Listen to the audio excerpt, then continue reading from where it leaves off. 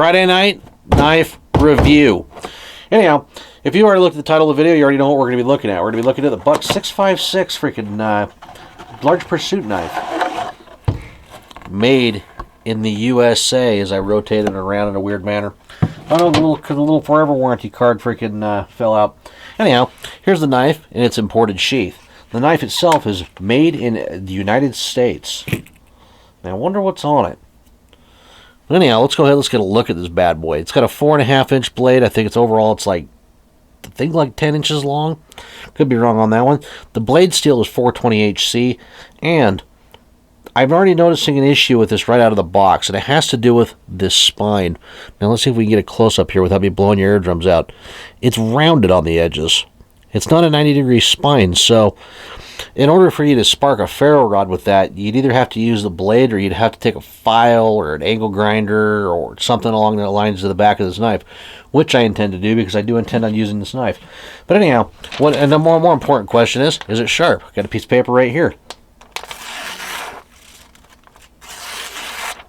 Yeah, I would say it's pretty damn sharp.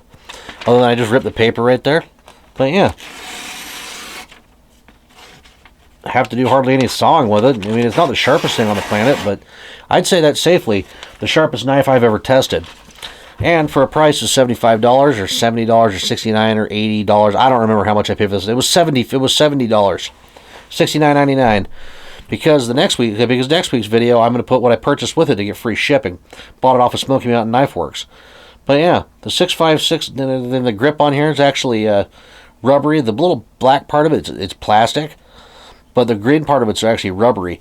I do intend on using that lanyard hole to put a lanyard on it because it doesn't have a little bolster on the back of it like I'm used to. Can't really do. You can probably hold that in the frame. It doesn't really have a bolster on the back to be or on the front.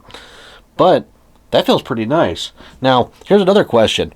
Can you freaking make a feather stick with this? Let's see. I can slice a lot of wood with it.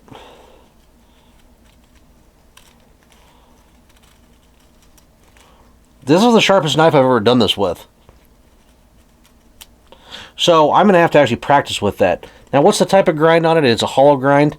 And really, with me any more of me talking with this, I'm just going to be rambling on.